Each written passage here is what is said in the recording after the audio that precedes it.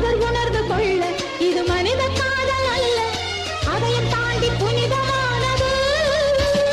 அபிராமியே தாலாட்டும் சாமியே நான் தானே தெரியுமா? சிவகாமியே சிவனில் நீயும் பாதியே அதுவும் உனக்கு புரியுமா? சுகலாலி லாலியே